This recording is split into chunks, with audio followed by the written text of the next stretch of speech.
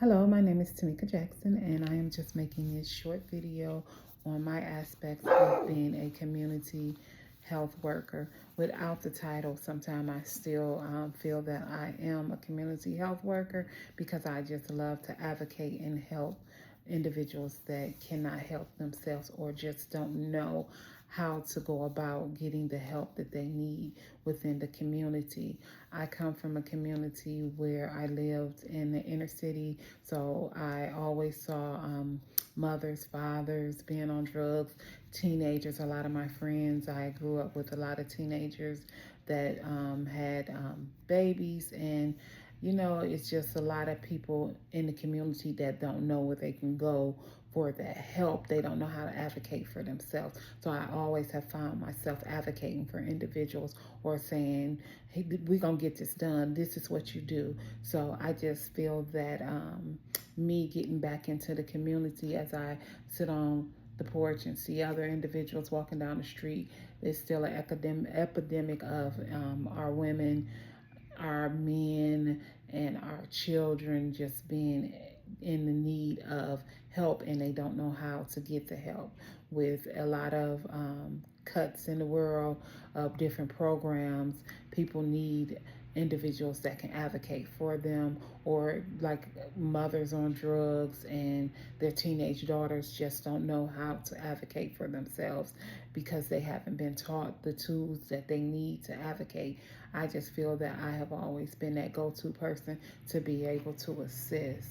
So, in that aspect, that's one of the reasons why I want to be back a part of the community, because I've been not out of the community because I work in a field where I still advocate for people on the phones every day.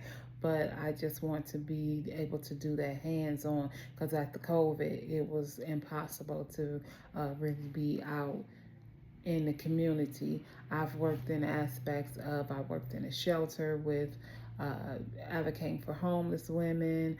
I have a history of working in a women's treatment facility where they brought their children in, and I was that voice to reason when they didn't have a voice. I've done respite, and I just want to get back in the community and give myself to individuals that are voiceless.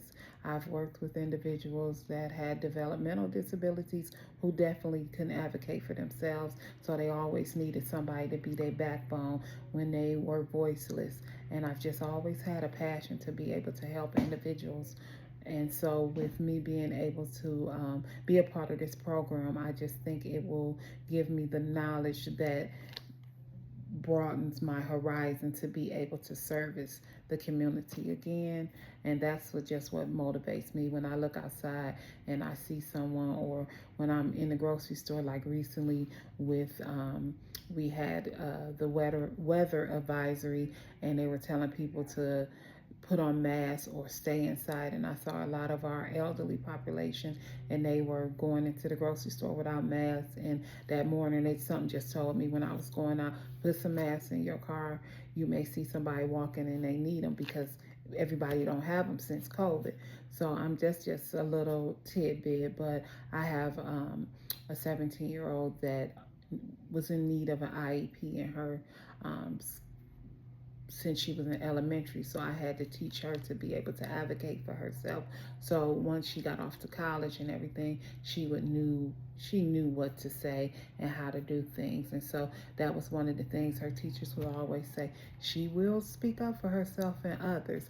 So I think I'm just that type of person, and I've groomed my daughters to be those type of young ladies, to be able to help individuals no matter what aspect of life you come. Be non-judgmental.